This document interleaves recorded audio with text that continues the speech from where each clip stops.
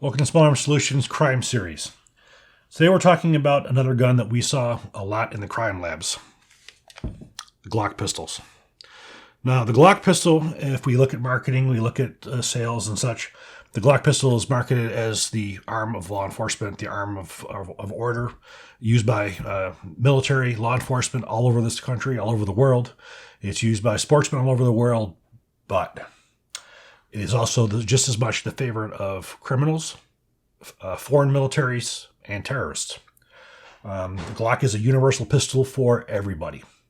And throughout my time in the crime labs, and still to this day, this is one of the most popular guns that we see. And there's many reasons for that. The bad guys, the criminals and the terrorists, the people who are using them, they're using them for the same reason why everybody else does. They work. They work every time. You pull the trigger, they're going to fire. They're in abundance throughout the world. Many of you guys who watch the news or you read magazines, you'll see that police officers use these. In fact, at the time I was in the crime lab around 2000, the most popular firearm for law enforcement in the country was the Glock 22. That's the time when the 40 caliber was really king. Of course, now we're seeing it swing the pendulum swing back to the 9mm, so we're going back to the Glock 17s. Majority of the guns that we saw in the labs were 9mm. They were 17s and they were 19s. They were very interesting for us as forensic scientists to use because, in one way, they were absolute wonderful for us because when it came to the breech face markings, meaning the marks that were left on the back of the primer, the cartridge case, the firing pin marks, they were absolutely excellent for us to match. They were so easy. However, the barrels on the Glocks, not so much. We'll talk a little bit first about the cartridge cases. Of course, at any crime scene, when there's a shooting, you're going to see cartridge cases that are left at the crime scene. The bad guy's going to keep the gun, and he's going to leave the cartridge cases. So the cartridge cases would come to the crime lab, and basically a forensic scientist, firearms examiner, would look under the microscope, and you'd be able to look at those breech face markings and be able to separate how many guns that were used. Glocks had some very interesting characteristics.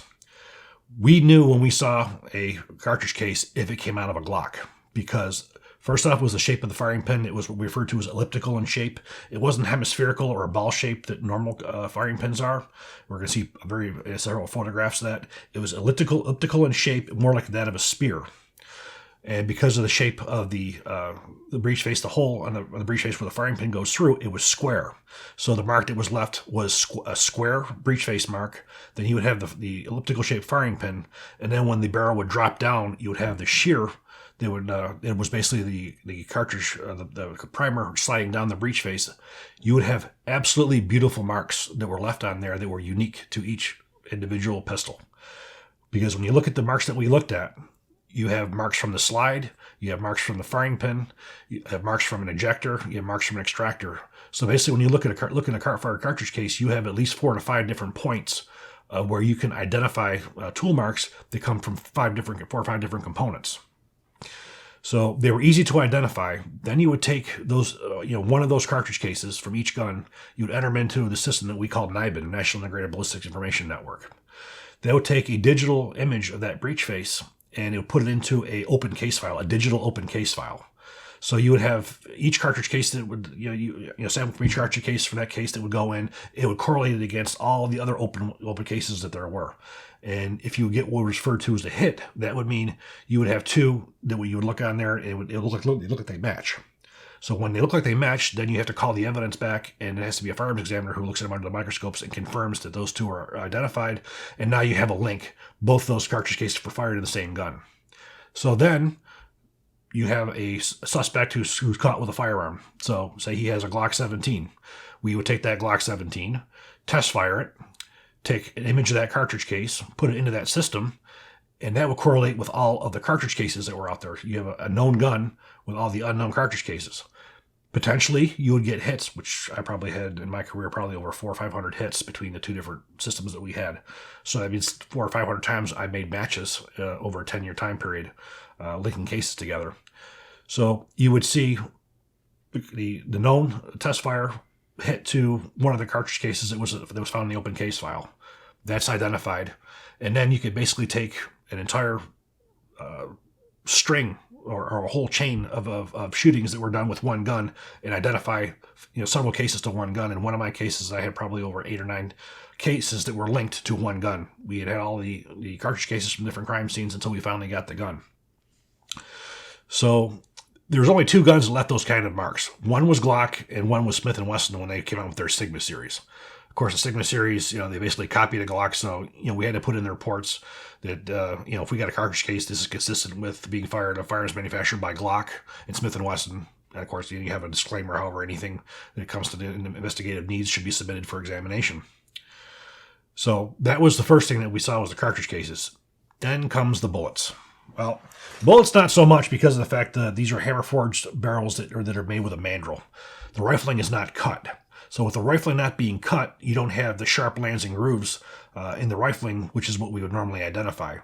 A lot of times these were smooth, and you would not have enough marks to be able to identify them. So they were very difficult for us to identify. Now we are able to do it on occasion, but for the most part, polygon type barrels like this are very difficult to match because they don't cut; they squeeze through a bore.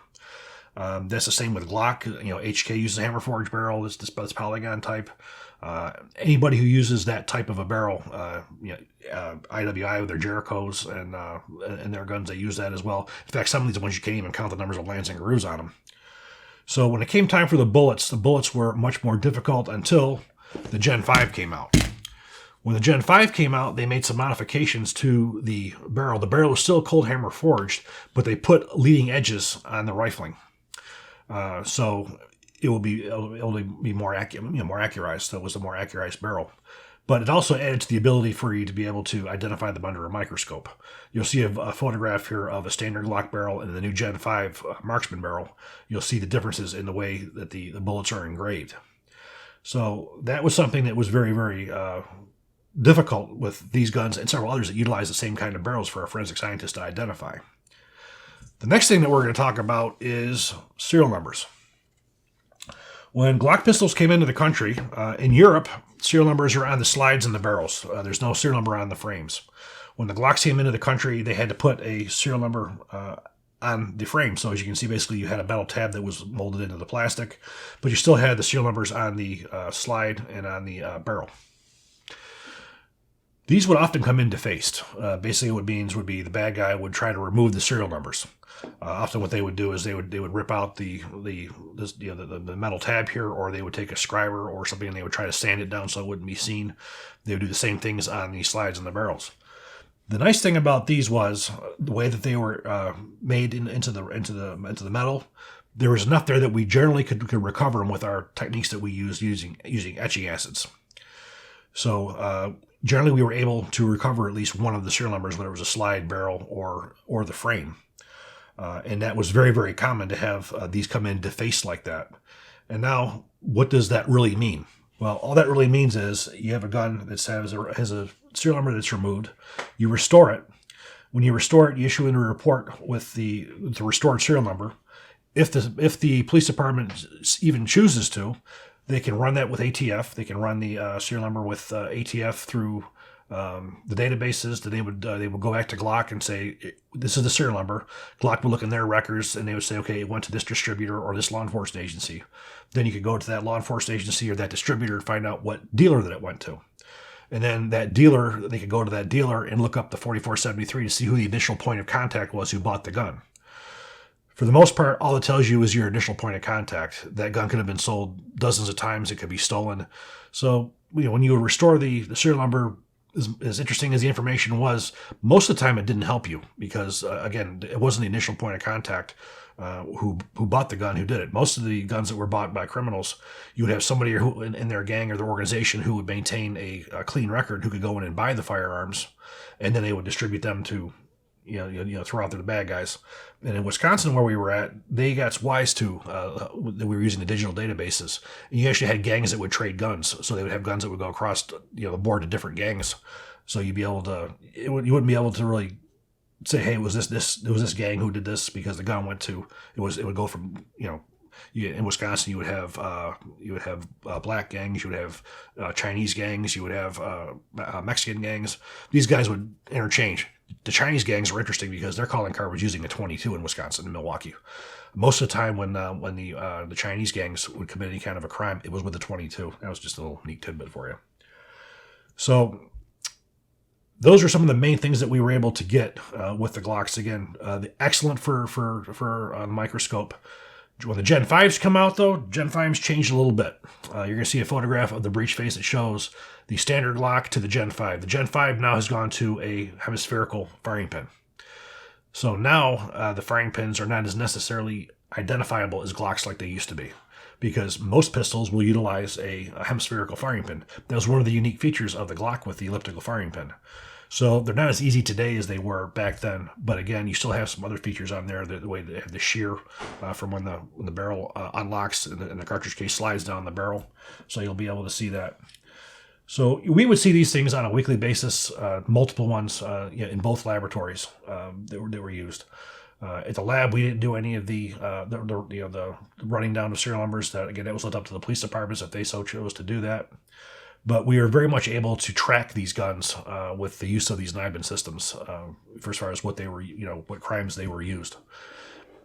The sad part of it was, especially when we would get these cold hits in both laboratories, all the examiners, you would get multiple hits where this gun was used in all these crimes. But the problem is say the gun was used in was picked up in drunk driving incident under the seat.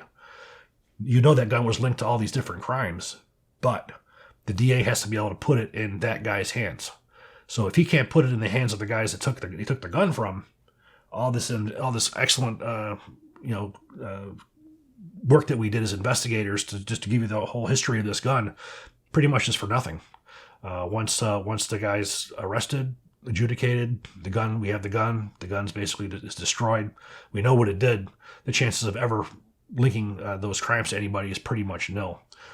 So that's some of the more mundaneness of excellent things you can do. Again, we can restore serial numbers, we can track guns, but in the end, what does it actually do? So, sometimes that can get very frustrating. But Glock is the weapon of choice of everybody. Law enforcement, military, commercial, criminals, terrorists. They've been used by everybody. We see them in SWAT teams. We see them in competitions. We also see ISIS with them, from Al Jazeera. We also see them, used in crimes and throughout the country, throughout the world. Glock is the gun of choice of everybody, not law enforcement, not military, everybody across the board, and that's what we saw. So we're not going to do any shooting here because obviously you guys have all seen Glock shoot before. The whole purpose of this was to give you sort of an idea of what we saw in the labs and what made these guns sort of unique and special in the labs, things that were good for examiners for tracking them, some things that were not so good. But we do hope you enjoyed this video. If you do, please click like, please subscribe, and even better, share. Thank you.